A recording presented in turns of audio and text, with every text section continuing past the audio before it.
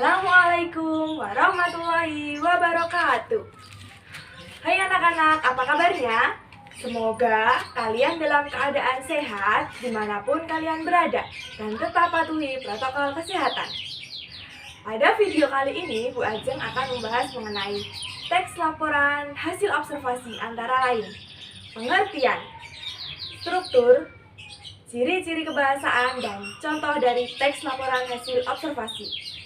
Simak videonya terus karena di akhir video terdapat tugas yang harus kalian kerjakan. Stay tune! Pengertian teks laporan hasil observasi. Sebelum kita belajar mengenai pengertian dari teks laporan hasil observasi, yang harus kalian ketahui pengertian dari observasi itu sendiri. Observasi merupakan suatu kegiatan pengamatan terhadap suatu objek tertentu yang bertujuan untuk mendapatkan informasi terhadap objek yang diamati. Lalu, pengertian dari teks laporan hasil observasi adalah teks yang berisi mengenai penjabaran umum untuk melaporkan penelitian atau pengamatan terhadap objek yang telah dilakukan. Struktur teks laporan hasil observasi terdiri atas 3 bagian. 1. Definisi umum, 2. Deskripsi bagian, dan 3. Deskripsi manfaat. Definisi umum berisi penjabaran umum mengenai objek yang diamati. Deskripsi bagian berisi perincian secara jelas dan detail mengenai objek yang diamati. Deskripsi manfaat berisi manfaat atau kegunaan dari objek yang diamati. Ciri-ciri kebahasaan teks laporan hasil observasi. 1. Kata dan frasa verba dan nomina. 2. Afiksasi. 3. Kalimat definisi dan kalimat deskripsi. 4. Kalimat simpleks dan kalimat kompleks. Mari kita bahas satu persatu. Yang pertama, kata dan frasa verba dan nomina. Kata merupakan satuan bahasa yang dapat berdiri sendiri, sedangkan frasa merupakan satuan bahasa yang tidak dapat berdiri sendiri, terdiri atas lebih dari satu kata. Kata dan frasa verba memiliki makna mengenai suatu tindakan.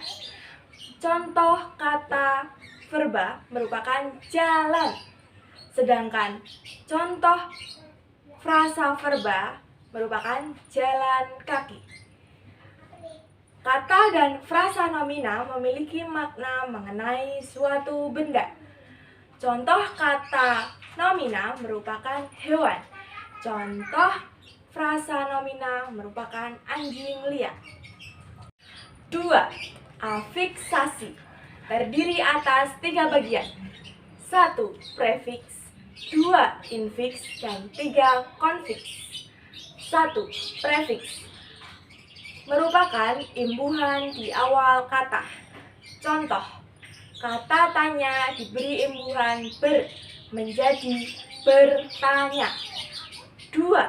Infiks merupakan imbuhan yang berada di tengah kata. Contoh, kata getar diberi imbuhan menjadi gemetar. 3. Konfiks merupakan imbuhan di awal dan di akhir kata. Contoh, kata tanya ditambah imbuhan di i menjadi ditanyai. 3. Kalimat definisi dan kalimat deskripsi. Kalimat definisi merupakan kalimat yang menjabarkan pengertian dari objek yang diamati atau diobservasi. Sedangkan kalimat deskripsi merupakan kalimat yang menggambarkan objek yang diamati atau diobservasi. 4. Kalimat simpleks dan kalimat kompleks. Kalimat simpleks merupakan kalimat yang hanya terdiri dari satu fungsi kalimat, yaitu subjek plus predikat plus objek. Contohnya, ibu pergi ke pasar. Sedangkan kalimat kompleks merupakan kalimat yang memiliki lebih dari satu fungsi kalimat, Misalkan lebih dari 2 subjek, yaitu subjek plus predikat plus objek. Contohnya, aku dan Ani pergi ke sekolah. Demikian materi yang dapat disampaikan oleh Ibu Ajeng. Untuk memperdalam pemahaman kalian mengenai teks laporan hasil observasi, silahkan baca buku pegangan terbitan Kemendikbud yang kalian miliki. Lalu, simak video YouTube dengan link di bawah ini untuk menonton contoh dari teks laporan hasil observasi. Untuk tugas dari Ibu Ajeng, mata pelajaran Bahasa Indonesia dengan bab teks laporan hasil observasi, silahkan kalian buat teks laporan hasil observasi dengan tema bebas di lingkungan sekitar kalian masing-masing. Lalu analisis struktur dari teks laporan hasil observasi yang telah kalian buat. Diskusikan melalui grup WhatsApp kelas kalian mata pelajaran Bahasa Indonesia.